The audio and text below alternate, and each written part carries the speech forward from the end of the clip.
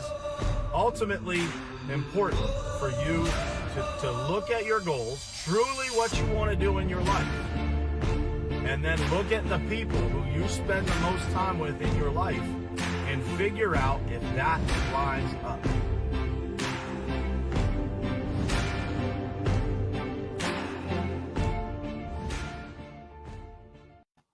All right, everybody. Good morning, good afternoon by a couple of minutes if you're on the West Coast. It is Tuesday, March 17th, and man, do I have some special guests for you guys today. I can't even believe that I'm about to introduce to you the people that I'm about to introduce to you, but I was connected to Mr. Mark Victor Hansen, who I'm about to introduce you to in a second, by my friend Ken Walls. And man, we had a quick phone conversation, and almost immediately it seemed like we'd known each other forever. So I'm looking forward to bringing him on. He's got his beautiful wife, Crystal Dwyer Hansen, with him. And for those of you who don't know Mark, I don't know how you couldn't, but he is the author of the book series, which I will get into what this book series meant to me in my life here in a second. But he is the author of Chicken Soup for the Soul, which I believe it sold a couple of books back in the day, still selling a lot probably today. And we're here to talk about their new book together. And I'm going to talk a little bit about that together idea here in a second, too, because I got some questions around that whole partnership thing. You seem to work well with others, so I want to talk about that. But without further ado, I want to introduce you guys to Mr. Mark Victor Hansen and his beautiful wife, Crystal. Hi, Hi, everybody. Thank you, Brian. And happy St. Patty's Day. Indeed. Happy St. Patty's Day to everybody. We were just talking before we got on the show here about my very first question or my very first statement when I got some information on your book here. And the very first thing that came across here on the description of the book, it says, "Your dreams become your destiny when you learn the secret art of asking." And so what I was saying to you guys before we came on the show here was, ever since I was a little kid, man, I never had a problem with asking. And I think it is such a magical art when you learn how to do it. So I can't wait to read this book myself. Yeah. And I want to dig in with you guys to that art of asking here in a second. But I want to start out with what I think everybody should start out with regard to questions. I want to know where you guys came from. So I want to hear from both of you guys, talk a little bit about your parents and how everything kind of came to this point in your life right now. Ladies first. Oh, wow. How far to go back. I was blessed to have really great parents. They actually encouraged asking and encouraged us to really try everything, even if we didn't think we were good at it, and just to see if we could be our best.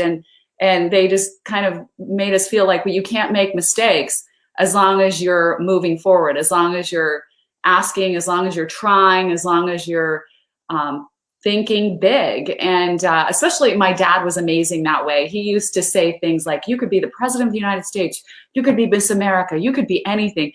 My dad had this way of making everyone feel like they were not only the most amazing person in the world, but they were his favorite person. And it was funny. We celebrated my dad on his 70th birthday. He's passed now. And but when we celebrated him, we did a book for him, and all of the nieces and nephews and obviously his children wrote a story about him. And the eldest niece stood up and she said, I always was sure that I was grandpa's favorite until I figured out when I got older that everyone thinks they're grandpa's favorite. So I feel really blessed by that, because it makes a difference when you're raised with the idea that you can't ask for everything and get it, and the world's your oyster. So that's what we're trying to help people realize. It's wonderful to have that background, but it doesn't even matter. Maybe your parents didn't do that, but it's never too late to learn and to tap into those resources and gifts and talents that you have inside right now. Amazing. That's amazing. Yeah. And as for me, I got Danish immigrant parents, and my dad, first of all, came from out of World War II. Uncle Sven in Denmark was head of the military intelligence and got the Jews with a black band coming into Denmark, coming up to my father, 14 years younger, and said, "You got to go to America. Here's $100. Here's a passport. You're out of here. I'll never see you again, probably." And so what I admire, my parents loved, and I admire them. I love them. I trust them. They're more wonderful. They're indefatigably in love. But most importantly, they're brave and courageous, and they went through the tough travail and asked each other, how are we going to make it through? Because my oldest brother was born during the Depression, and when Dad had to sell, he owned a little Danish bakery and sold black marketed sugar just to make sure that my older brother got fed. So the level of heart and bravery in my parents is just enormous, and hopefully I got some of that. That's amazing, man. And what a great story and a great transition into kind of what we're going through, in these times, right? With some trying situations going on in the world. And, it's actually, you guys must have read my notes before we got on here, because my very next question is to talk about some of the challenges that you guys have faced in life, individually, or maybe as a couple, those times in your life where things weren't always the best. What people are going through right now is tough. And I think that, the title of this show is perspective. And I think that that word is so powerful in the sense that I think perspective is really what allows us to pull through those tough times. So I wanted to get how perspective has helped you guys pull through those moments in your lives where, maybe things weren't the best. Absolutely want to do that. And first of all, I want to go back to when you and I talked on the phone the first time. You said that your grandmother gave you the book to help change your perspective. And one of the stories you obviously read was about two little 4-year-olds arguing in class back and forth. And so the teacher goes into her desk, said, "Johnny, you stand over there. Sammy, you stand over there," pulls out a ball, puts it on the table, says, "Sammy, what color is it? Johnny, what color is it?" He says, "Black, white, black, white, black, white."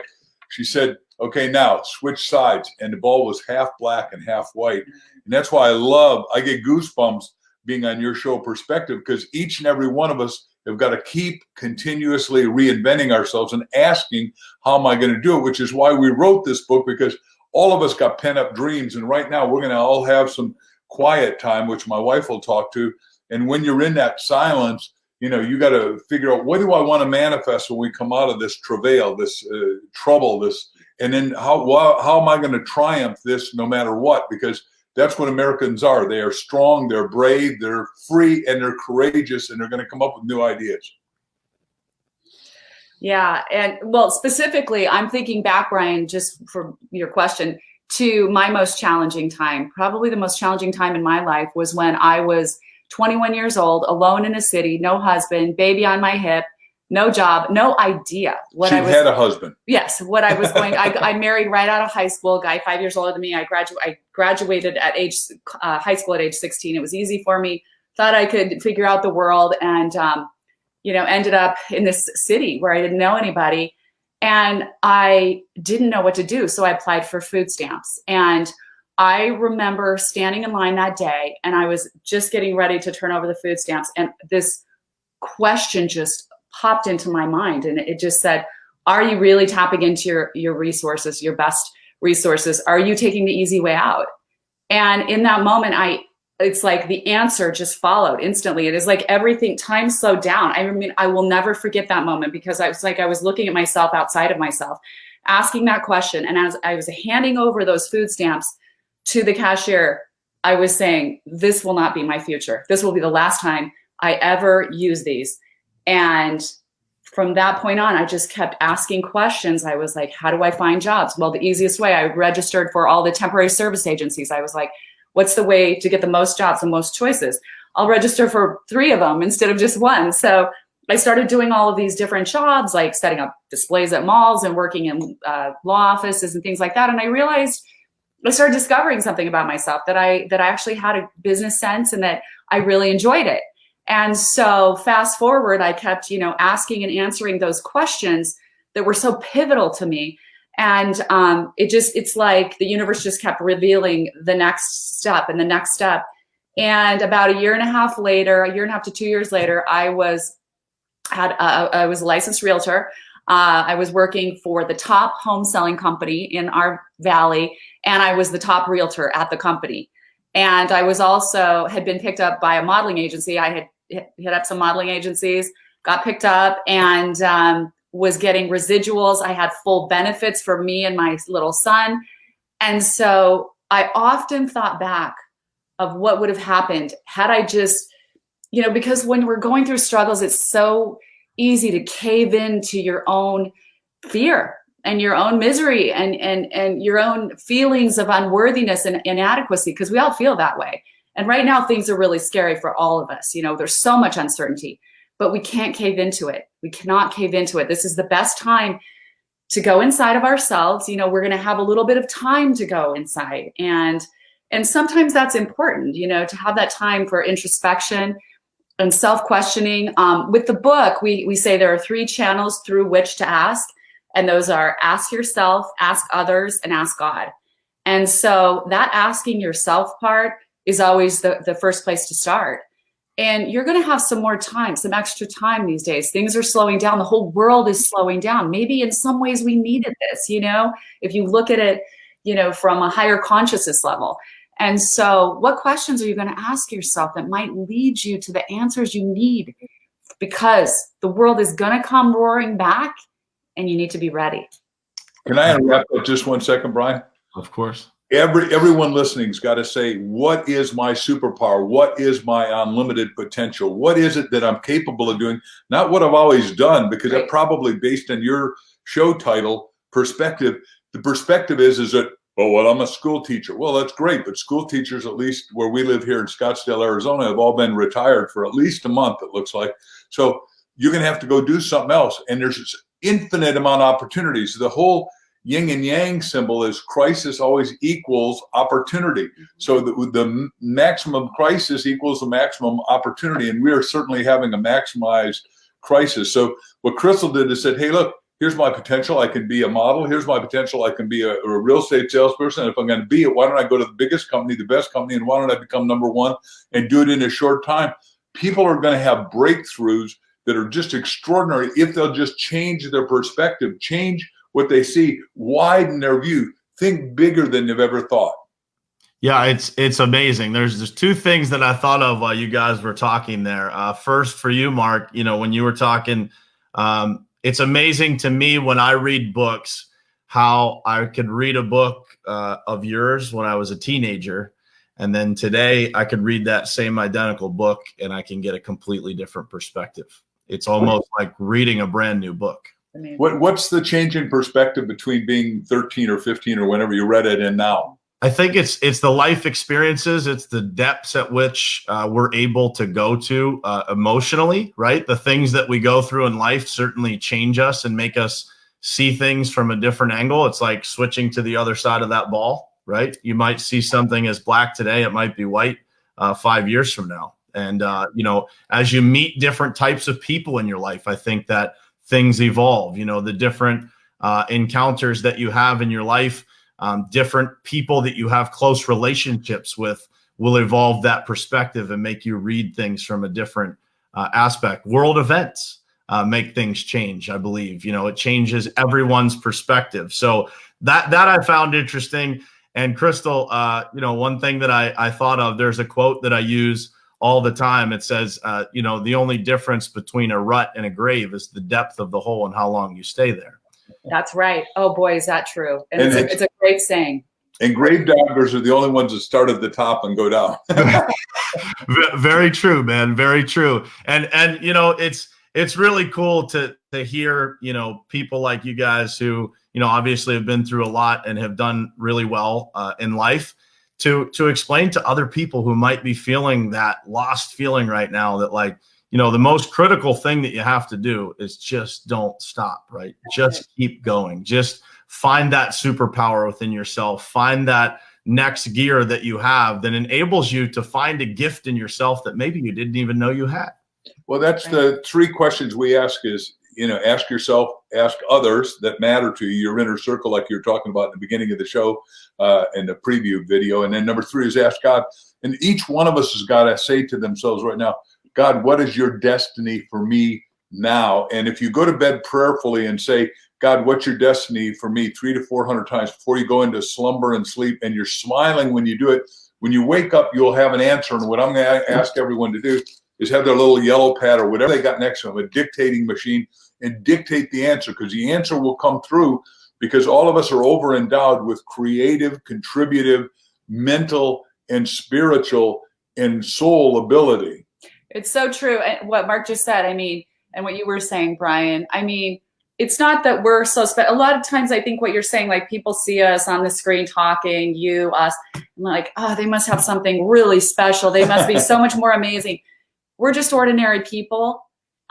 You are just as qualified, extraordinary. The only difference is we didn't give up. We persevered. We just kept going.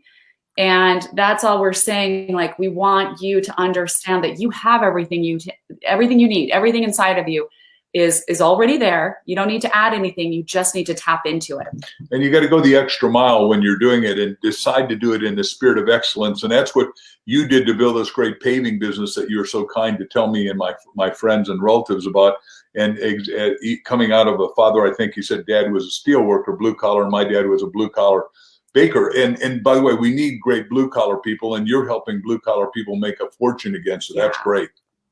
Yeah, it's incredible. And, you know, it is just using the gifts that we're given and not giving up. You know, there were plenty of times in my life where, you know, those thoughts crossed my mind. It's about, you know, I always say that anybody that tells you that they never think about quitting is probably a liar. It's just that as you get better or you refine yourself, you work on yourself, the amount of time between when you think about quitting and you slap the shit out of yourself and get back to work just shortens, right?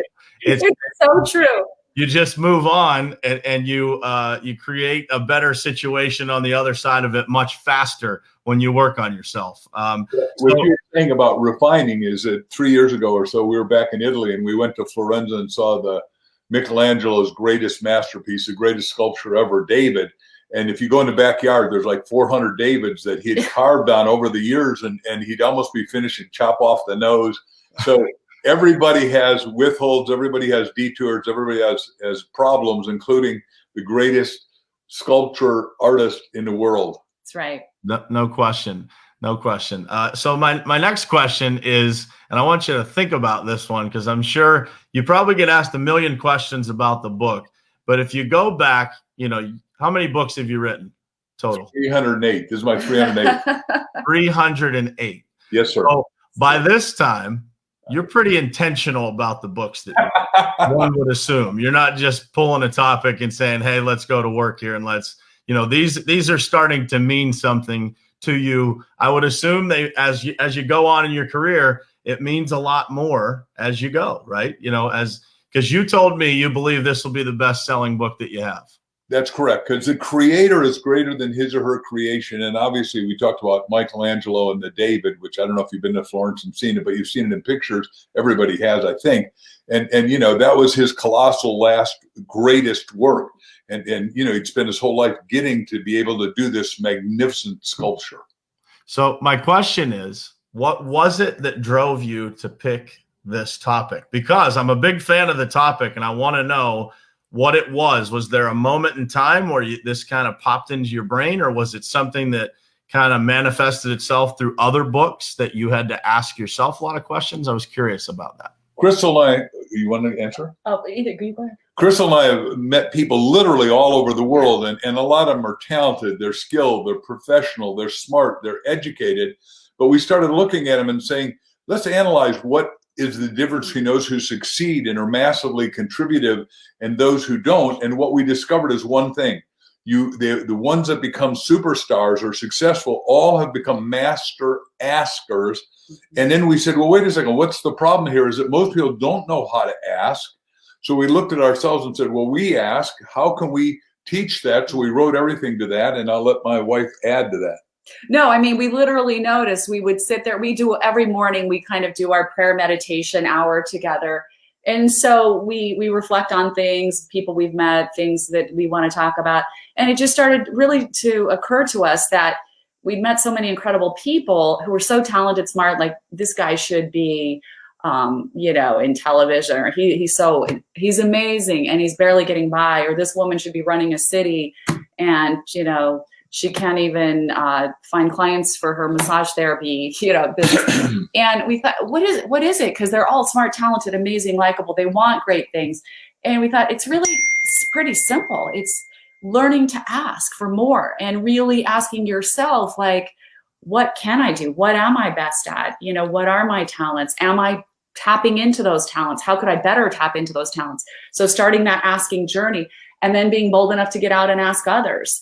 Because we did a lot of research for the book, and there's so much research that says people love to fulfill, your requests. I mean, but if you don't ask, you'll never get, you'll never have that response. And so many people are afraid to ask. But the truth of it is, people do love to help each other. So learning to be a great asker is one of the most critical things you can do. And you're no worse off if you ask and a person says no. You haven't lost anything. We love this idea and realized what a simple tool. Like, if we could give anyone the most simple tool that they already have inside of them to start using today, this is it. Learning to ask. Two things in response to that. I was hoping that it would be an idea in service to others, right? And number two, I'm a lifelong salesperson, so the skill of learning how to ask questions is really it's a science, right? And so one of the things that is interesting about this time right now, as I told Mark on the phone, I have Top Contractor School where we train salespeople and business owners how to scale and grow their construction companies. And one of the things I came across last week as all of this stuff in the world was going on is that I ran into very high level, very successful business owners that actually said they were afraid to call and ask people about the outstanding jobs that they had because of the times that we were in. And my response to that was, people love to help, but they can't say yes unless you actually call them and follow up. And while everybody else in the world is freezing, if you are the person that is willing to stand up and just ask and function as normal as possible, it's not as if we just ignore everything that's going on, but you just continue to ask, and you do it respectfully, and you do it with value, where, the question that you're asking somehow can benefit that other person as well as you, right? It's when you find that mutually beneficial way to ask a question where there's value exchanged, that people can't say no, right? And they want to help. They want to do what you're asking them for. You just have to give them the reasons to do it. That's right. People we are a resource to each other. We are each other's best resources. So we need to stop being afraid to be that and to be that resource to each other. And it's really learning both sides of the coin. We have one section of the book called Becoming a Granter of Wishes. And that's such an important part too. Like, when somebody asks you, it's important to consider what they're saying and really, really try to, help someone or fulfill their request or give some insight or help in any way you can. We're all better for that. We can be each other's greatest resource if we're willing to ask and answer and become that granter of wishes that we all need sometimes. We need each other.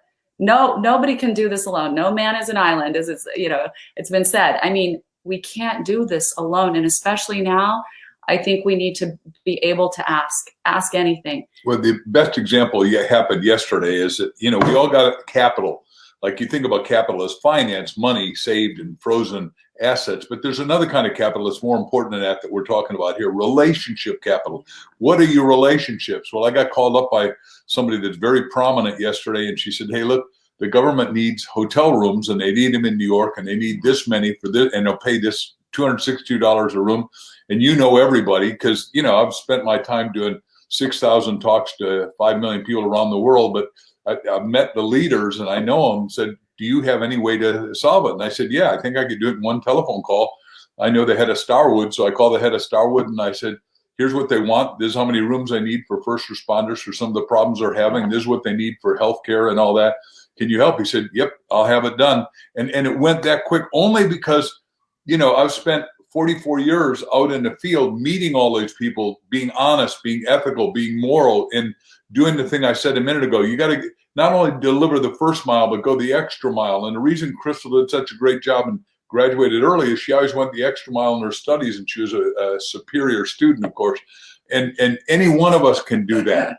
Go the extra mile. Yeah, in every way. For each other.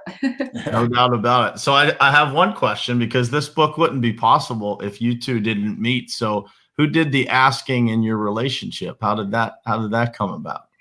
Oh, I asked her to marry me so much. One of our best friends, who's a musician, wrote, what did he say? He wrote a song for us, and he presented it to us at our wedding. The song's called Say Yes Again, because he interviewed us for the song, and we didn't know what the song was going to be about.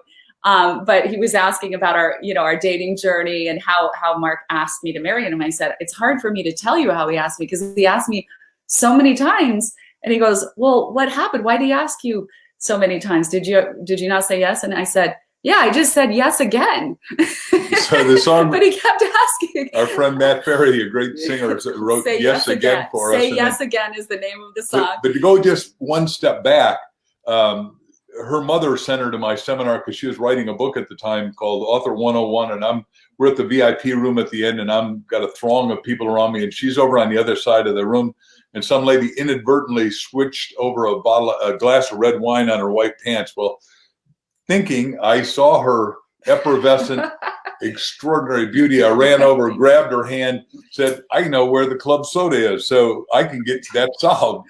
And then once we were done with that, it's like 9:30 at night, and I said, have you eaten? She said, no. Are you hungry? Yeah. I'm good at questions. I'm a bold question asker. I said, can I take you out to dinner? Because we stay here. There's thousands of people that want to talk to me for 2 minutes about how to write their book, and I can't do that and talk to you, and I want to talk to you. And so we go to this great restaurant, Hollywood, and there's another long line of people, and I go, oh boy, $100 bill won't get us in. But we walk in, and because the guy saw how glorious she looked, he said, okay, who is she? Thinking she's a movie star. And I said, you don't recognize her? Another question. He said, no, who is she? I said, well, because we're both Danish. I said, she's a queen of Denmark. He said, totally joking. I was joking. He said, she's not. He said, okay, wise guy, who travels with the queen? I said, who travels with the queen? He said, oh my God, you're the king. And in that fast, we had a table when nobody else did, all because of the profound power of question asking. You got to learn to ask the right questions at the right time. We never told him. He just answered the question himself. No question. That's funny. I figured there was an interesting story to it, because I spent enough time with Mark on the phone to figure out there had to be something entertaining behind it. So I figured I would ask. My next question, because obviously you've written a lot of books. How many have you written by yourself, Mark? That's a good question. A lot. I don't know. The question is problematic, because one guy came to me when I was in Singapore, a guy named James Skinner, who is the most famous guy in Japan, and said, Mark, we're going to go to the Maldives, and we're going to write 101 books together, and we're going to do it in 30 days. And they're all little books like How to Tame the Email Tiger and all that. And I thought, oh my gosh. And each one of us had to write our own specialty and then finish the other guy's specialty. So I would say I've probably written, I've never been asked that question, so I'm going to have to go back and look. But but I wrote, I started with a lot of books that you probably haven't heard of, like Future Diary and Dare to Win, and then Richest Kids in America, and then, Cash in a Flash. And so I've written a gazillion books. I don't know. I know I've been #1 59 times, which is the record in Guinness. And I know he sold 500 million books, which is a Guinness Book of World Record. So, and a couple other records like that. So I'm more blessed than anyone. But we think this book, Ask, is what America's going to have to do because we've all got to ask ourselves to overcome the challenge that is facing every one of us. And it's not only everyone in America, but also everyone in the world. Yeah, and my question was, I find it interesting because most people, I have partners in business as well. And most people always ask, why do you have partners? Or why would you be a co-author? And so I find that you must have a deep-rooted nature in team and collaboration to have written as many books with other people, including this one. And I wanted to ask about your perspective on teamwork, both in writing books, in marriage, in life, in business. So I wanted to get your perspective on teamwork and collaboration. Well, and let me answer that because I'm on his team and he's on my team. And, Mark is a great collaborator. He's so generous and he appreciates his collaboration partners no matter what. He really affirms any partner he's working with. And so I think that's why these partnerships have worked out so well for him historically. And, it was funny because we hadn't written a book together. I have a couple books of my own and obviously he's got a lot of books, but we didn't know how it was going to go. We're like, how are we going to write this book together? But it just unfolded so beautifully. We each kind of just took our part, took the baton, worked on the parts that we were strong at. And it was so smooth. It actually worked out so smoothly that, it was surprising because it can be a challenge, you might argue over ideas and we didn't seem to do that. We just kind of came together and, it really happened for us. I find that, when you work together with someone, that it helps you find a better version of yourself. Do you think that's true? Totally correct. Totally. And what, I'm scholarly in a lot of people because I love to read so much. And Andrew Carnegie is really the guy who wrote the line that Napoleon Hill took. But he said, you got to have a mastermind alliance where two come together, they create the power of 11, and they create a third new mind. And that's what Crystal's saying.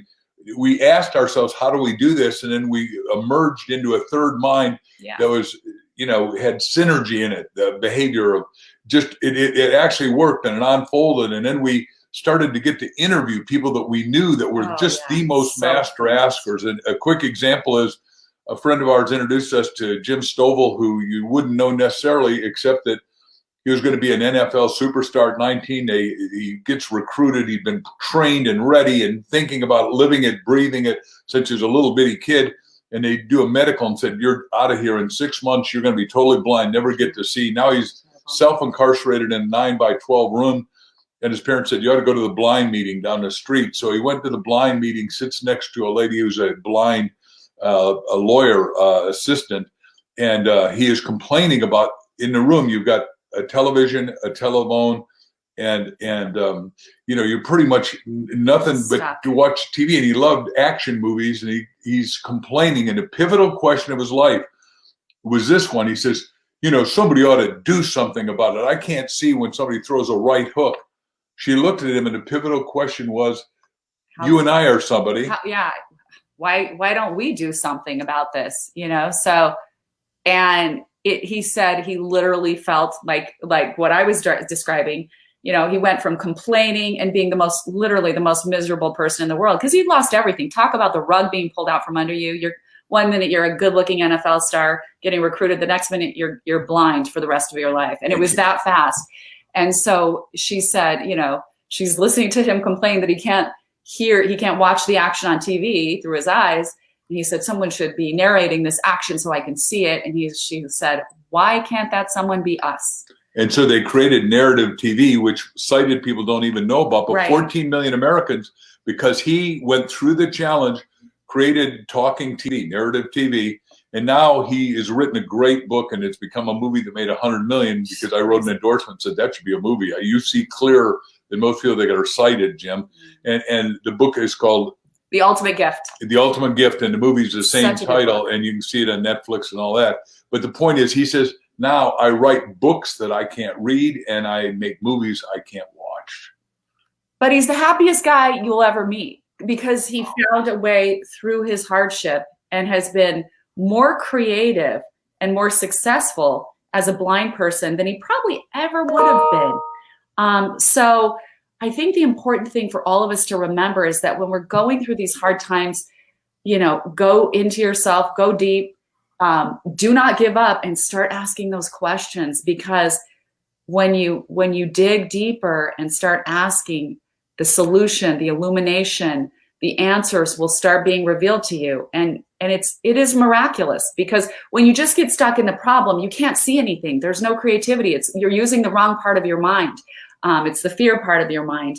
If you can get out of that, the minute you start out, this is based on scientific research. The minute you start asking questions, a different part of your brain lights up.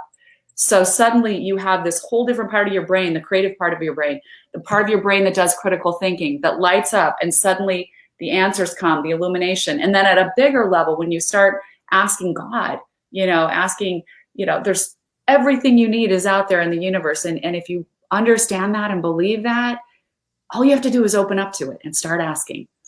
It's amazing. I was just listening to something this morning while I was working out. That's interesting that you bring up, like, the, how fear is such a driver. And it talks about, like, our brains are literally created to protect us. Yes. And so, the minute that we try to process something and we don't just instantaneously understand it, our brains tend to trigger over to fear. That was number one. And then the second part was that people believe, they always say, if we only use 10% of our brain, if we could just tap into more of our brain.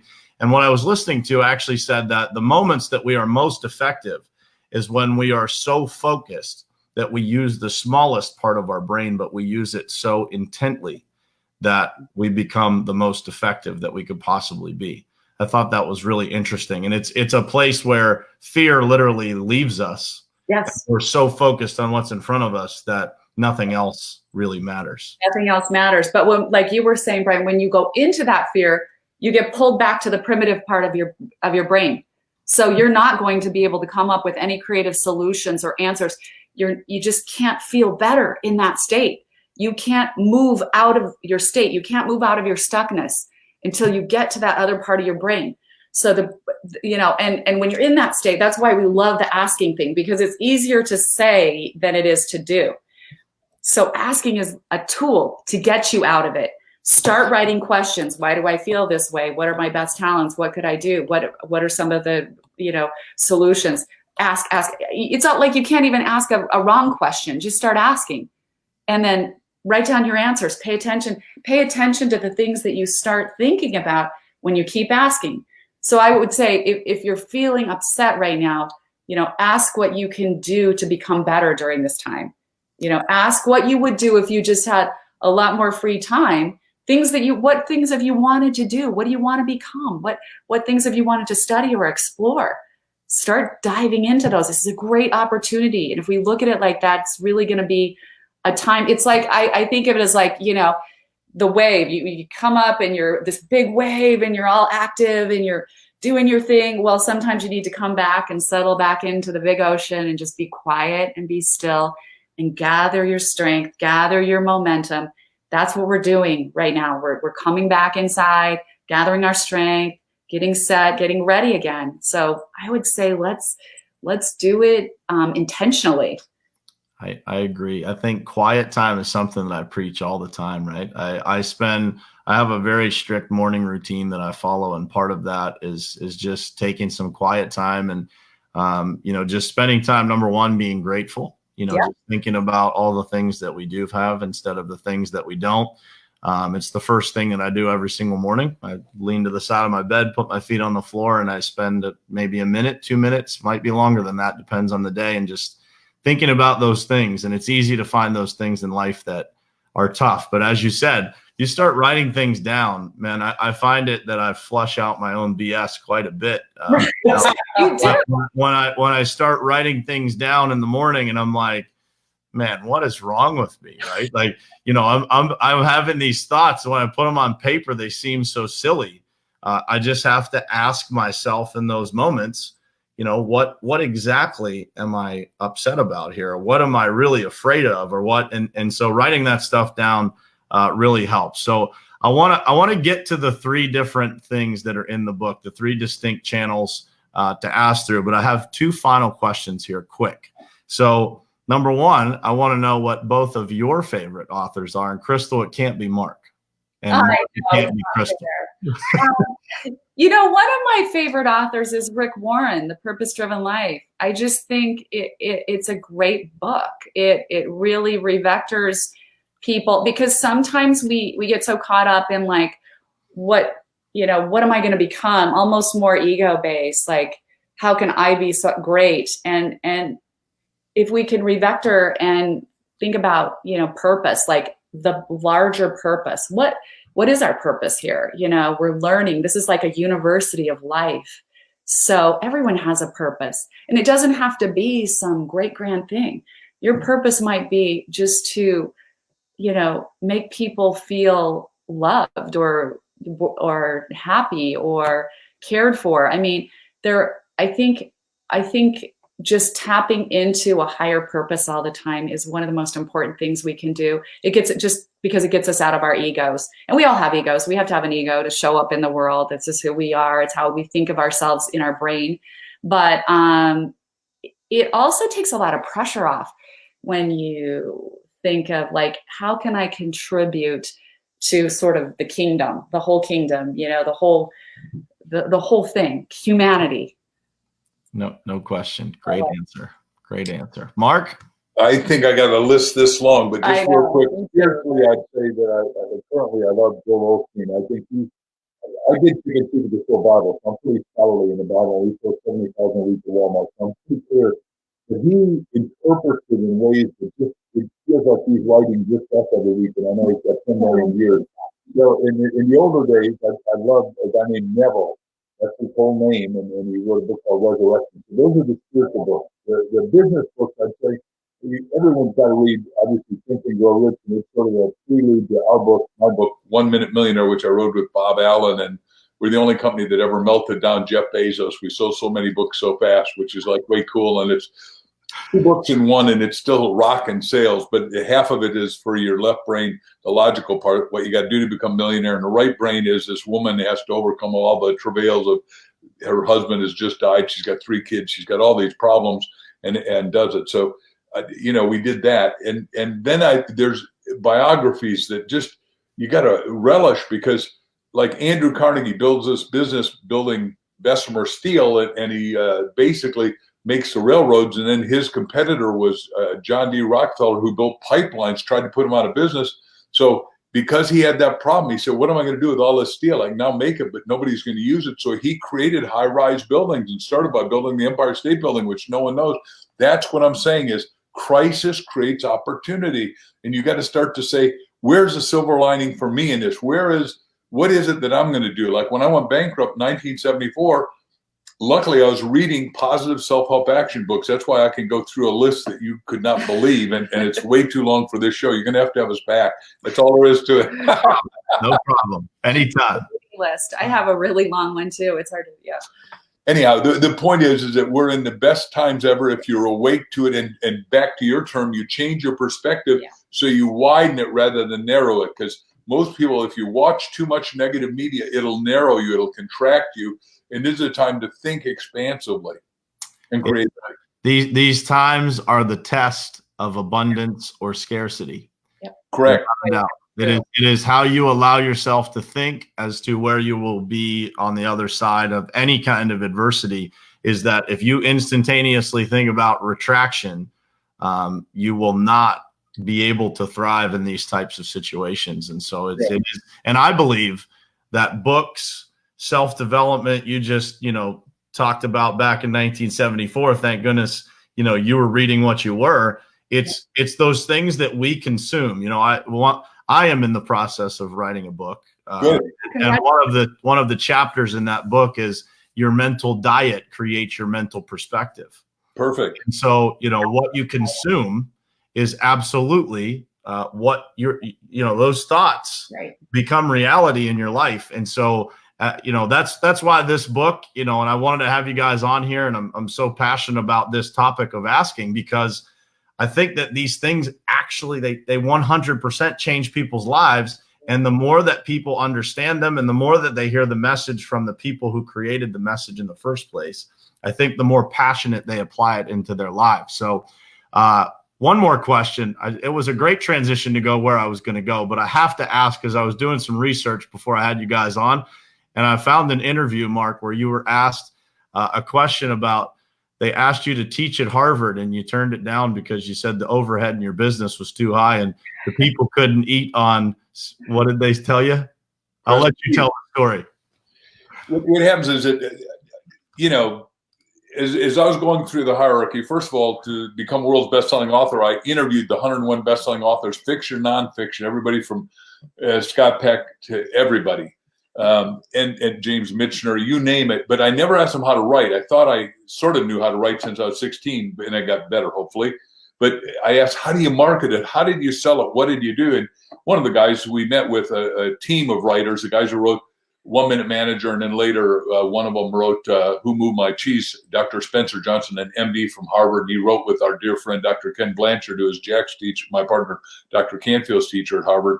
So we were all friends. And, you know, Spencer, he has us at his saltwater pool in Hawaii. And just, we had a great time one day. And all of a sudden I get a call from him and the head of business at Harvard. And he said, Mark, I got to introduce you to Dr. John. I said, great. I'm a fan of yours. I've read your books. He said, we want you to teach at Harvard. I said, gosh, that's a high honor. I could never have gotten into Harvard. Right. I promise you, I couldn't have gotten into Harvard. And now you want me to teach at Harvard. This is like a great honor. By the way, what does it pay? He said, $60,000. I said, you mean a month? He said, no, a year. I said, my overhead before I make a penny is $2 million with this big staff I've got. I don't understand how I'm going to do that. I said, how do you do that? He said, what are they going to eat? He said, prestige. I said, they like food. I'm convinced they like, they're such a keen on it. Prestige is low on calories, I hear. Very low on calories. I never heard, that's a great line. I got to remember that one. We've got a great ask that we'd like to put out to everyone with your permission. Absolutely. We have obviously written a book called Ask, The Bridge from Your Dreams to Your Destiny. You can put it up on the screen if people would like. We'd like them to go to Amazon and get it. And our publisher said, you know, to really get into writing the hierarchy of Amazon's algorithms when it comes out on April 28th, we got to have pre-orders for 20,000 copies. So we'd ask you to buy one and then send your receipt to reception@markvictorhansen.com. And if you buy one book, a very interesting thing's going to happen. We're going to send you a guide that takes you through a different asking journey than even we wrote in the book that you're going to like and love. But if you'll buy 100 books, and some people are competent to do that for their staff and their employees and their church and their charity. We've had a lot of people do it. Fascinating people, big name people like Ken Starr has bought it for his whole church. So and the Life University bought it for everybody at their graduation, which, assuming things get better, we are talking at the graduation in a short time. This spring. Anyhow, if you buy 100 books, two things happen, or more. Some about 300. We're going to invite everyone to a one-day seminar where they get to ask anything they want and hear a lecture by Crystal and Mark, and then we come into our spectacular house up on top of McDowell Mountain, and we get to have dinner at Mark and Crystal's house. And you know that'll have to happen after this problem has happened, but it is going to be an extraordinary experience for those who can invest in it, and just send the receipts to reception@markvictorhansen.com. It'll be great fun. Well, I'm excited, guys. I'm going to buy a bunch of them, and I'll have them at the house, and I'll give them to everybody that walks in here for sure. Thank you. I'll certainly buy them for all of our staff at our companies, and I know there's a lot of people watching here that will certainly be ordering as well. So, but I wanted to finish with asking, you know, those three distinct channels at which we can ask. I wanted to dig into a little bit more detail there about, you know, asking yourself, asking others, and then last, but certainly not least, most importantly, asking God. And I think, you know, people understanding those three things is really important, because I think it really is. I've never thought about it that way, but when I read that and I spent some quiet time actually thinking through those three statements, ask yourself, ask others, and ask God, it's amazing how there is a scientific process to everything about asking questions. So I wanted you guys to dig into those just one by one for the last couple of minutes here that we have, and we'll finish it off like that. So one of the my favorite questions to pose to people when it comes to the asking yourself, I love to go, we believe that you should use your imagination and go to the best scenario. So this is a powerful asking exercise. So I want you to imagine for a second what it would be like, whatever situation you're in, if it's a relationship situation, if it's a career situation with your kids, go to the end and come backwards. So go to the ideal outcome. What is the ideal outcome? I want you to ask yourself that. What is the ideal outcome in this situation? Then start to answer that. So say if it's about your kids, and you know, my son and I are talking lovingly every day to each other. We understand each other. We've gotten over the issues we had together. If the situation is about a career, I want you to imagine the best career scenario. I'm now the manager at this company. Everything got straightened out. Everyone's respecting, my authority. I'm getting paid exactly what I want. Write the ideal scenario backwards. So ask the question, imagine it, write every detail. If it's a relationship, what is my ideal partner, mate? What are we doing? How do we respond to each other? What do we say to each other? What do we like to do together? And just keep asking those questions and write down all of the answers to that. And then spend time every single day going through those answers. So I am, and start to imagine it happening, and you will be amazed. It is magical. It is absolutely magical. You will start to attract everything you wrote down, everything you asked yourself that you wanted and wrote down as an answer. You will start to attract that. You have to do it though. You need to just sit down with yourself. I know it seems don't think it's crazy. Write down the ideal scenario, every question. What would I feel like? What would I do? What would I be saying? What would I be thinking? What would I be driving? And it's a magical process. It is a magical process. And I speak from experience, that behind me there, that is my vision board. So there's a lot of things on there. And I have learned this process of asking myself. So you say, one of the things that I also do is I put all of my goals on the front screen of my phone, so that as we pick up our phones, I've been told that high performers pick up their phones about 650 times a day. So my reticular activating system is being programmed every single time that I pick up my phone and look at my goals.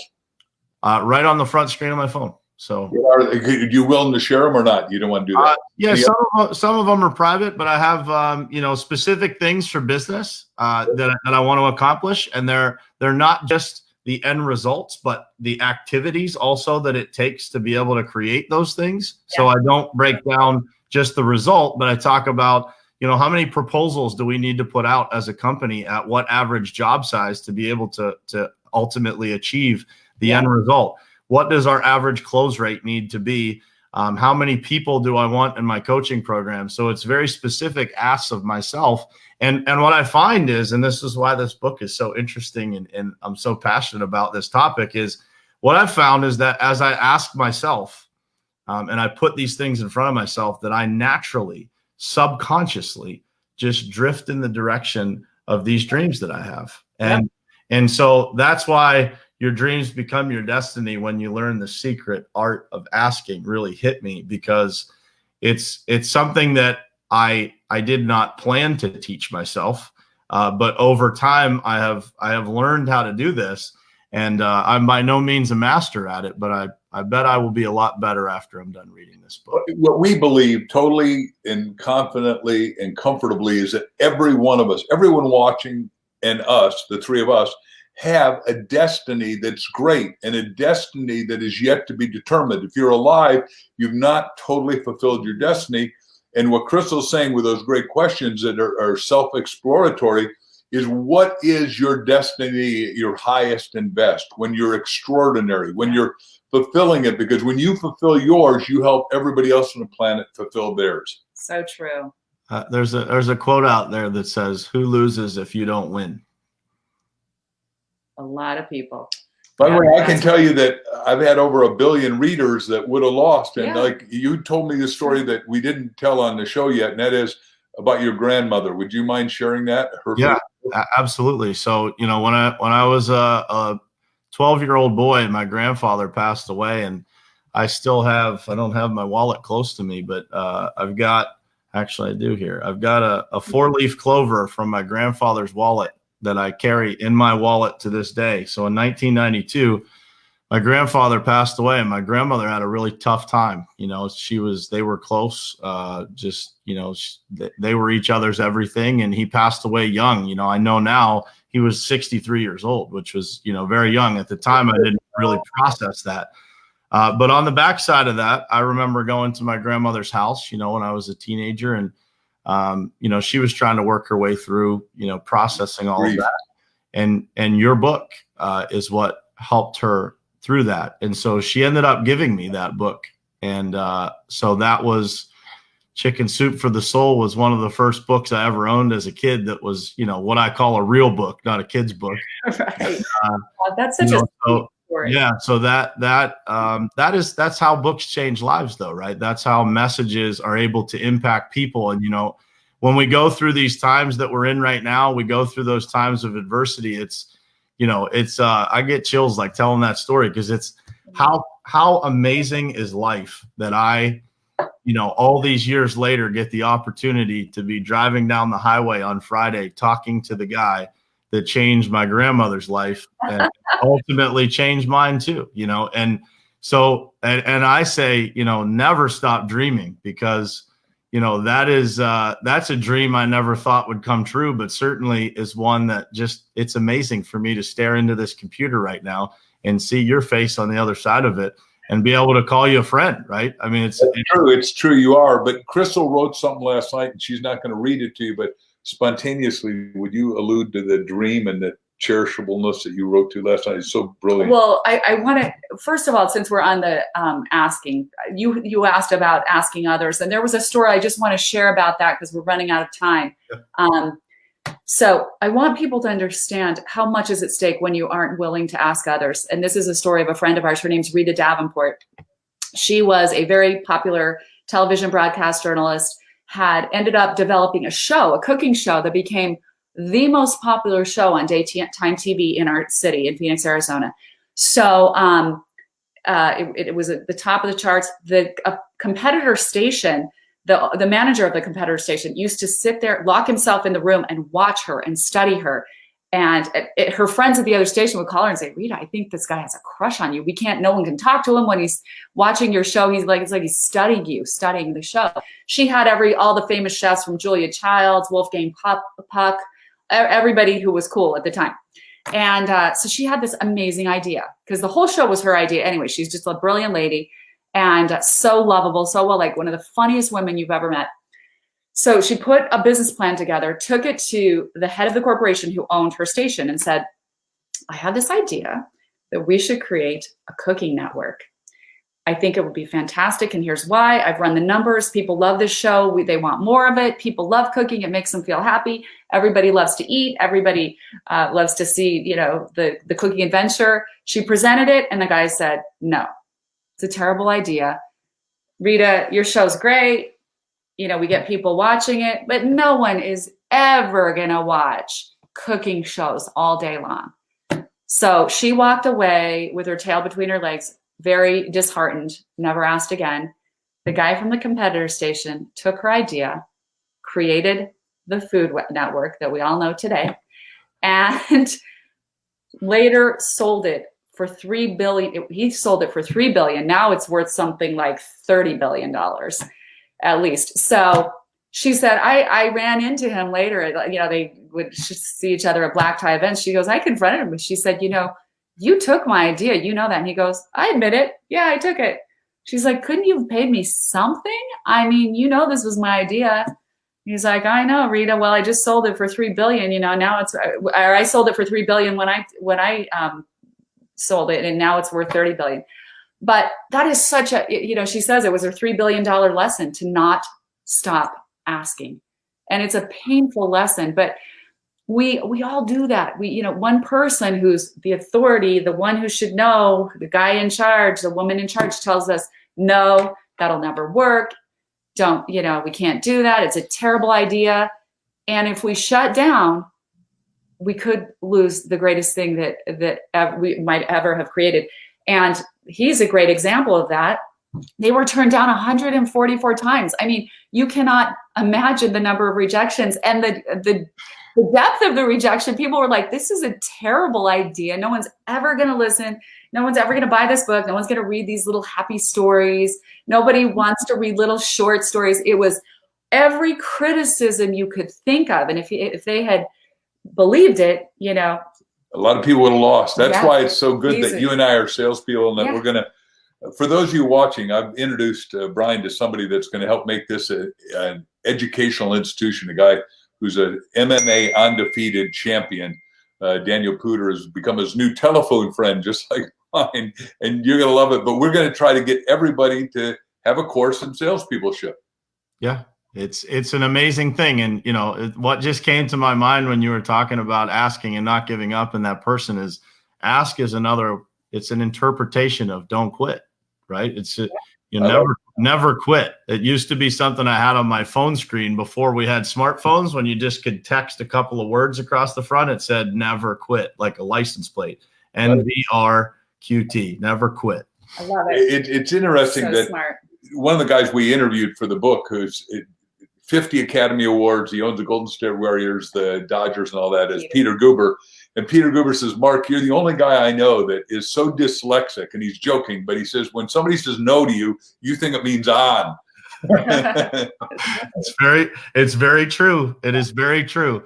So last but not least, I want to get your perspective on asking God. So it's like the last part of, the three asks, but in my opinion, what God has done in my life in the last few years has been just unbelievable. And so I don't want to leave this interview, and I know we're over on time here, but I don't want to leave people without that perspective from you guys, and just, why that question specifically is so important to you, what it means for you, and what you think it should mean for others. What happened is that early, we're falling in love, and we're so together at a restaurant at Mother's Restaurant in Costa Mesa, California, and there's a little old man at the cloth sitting next to it. You can just see this guy emanated out that kind of vibration. And he says, can I talk to you two? Are you guys going to get married? Yeah. I said, we're all scheduled. We're ready. He says, well, I got to tell you, for my whole lifetime, I've worked for Billy Graham Ministries, and we found one thing that makes a marriage work. And that is, you got to pray out loud every night before you go to sleep. Together every night before you go to sleep. And Crystal and I had both prayed in church and prayed in different groups, but nobody ever thinks about praying, because it's probably the most intimate act ever. And then you pray for all the good that you want for yourself, for others. The Bible says, take care of yourself, then your spouse, then your kids, then your family, city, state, country, and then the world. And that's the prayers that we believe in and act on. Well, and we've had so many miracles in our own life. Let me just share a really amazing miracle, because we ask constantly, and we get in our quiet, prayerful, meditative state every morning. And we've had some tough times, even, just coming out of the last recession, just a lot of things. But every time because we keep asking, and we never give up that absolute faith that we are going to get our answer. We're just going to be very awake and aware and listen for the answer, because the answers come in a lot of different forms. Let me just finish with this one story. So we have a woman in our book whose husband was dying of kidney failure. His kidneys were both gone. They had searched for a donor, couldn't find it anywhere in his family. No one was a match. She had been tested. They said, nope, wrong blood type. You cannot give your husband a kidney. And she was just desperate. She walked in one day and she saw him lying in the room, and she smelled death. She saw death in front of her, and she said, my kids are not going to have a father if I don't do something about this. So she just fell to her knees and said, asked for, please, God, help me. I need an answer. I need a miracle. And she had to go run some errands for the kids, being a mom, get her things done. And as she was driving down the road, she suddenly had this idea. She drove past the hospital where her husband was getting his care. They were overseeing his care. And she just got this message in her mind, turn in and go get tested again.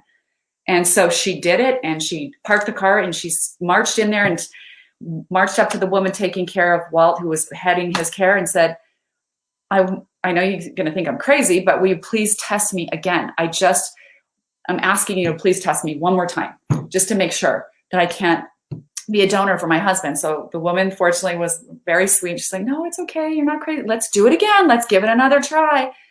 Because she was a type A and he was a type B. So she goes back, and it took a couple hours to process everything. And she came back, and her jaw was dropped, literally. And she said, I don't know how this is even possible, but there is this really bizarre A positive, double exponent type of blood that you have. And she said it's almost unheard of, but it allows you to donate your kidney to your husband. And it's only because, they had already tested her. They already said you're not qualified to do it. And the fact that she kept asking and kept praying and kept asking God for a miracle, that is nothing short of a miracle. Her kidneys live on today, one in her husband. And I mean, don't give up. Keep asking, because miracles happen every single day. Well, if that isn't the best way to end this show, I don't know what is. So I'm going to show the book one more time here. It's Ask the Bridge from Your Dreams to Your Destiny. I would ask you all to buy a copy, buy 100 if you can. Support these people. And I'm going to end with something that I heard this morning from one of my friends, Keith Calloway, because of the state of everything that we're in, what we just talked about for the last hour. He said, you can't have fear and faith at the same time. That's true. Amen. Faith is substance of things hoped for, evidence of things not seen, the Apostle Paul said. Yeah. Amen. So I am so grateful that you guys came on and spent this time. There were so many comments here about how much this was needed right now, how grateful people are for the messages that you guys shared. So thank you guys so much. I'm honored to know you guys, to be able to call you friends now. And just thank you so much for taking the time out. Thank you, Brian. The work, what you're doing is phenomenal. So let's keep doing it. Let's keep raising everybody up. Thank you guys so much. We will see you guys soon. I will see everybody that's watching right now again tomorrow morning at 7:30 a.m. Eastern. Hopefully these guys will be comfortably sleeping in their beds at 4:30 a.m. But I will see all of you tomorrow morning at 7:30 a.m. right here on Morning Perspective. I love you guys. Thank you. All right. Love you. We love you.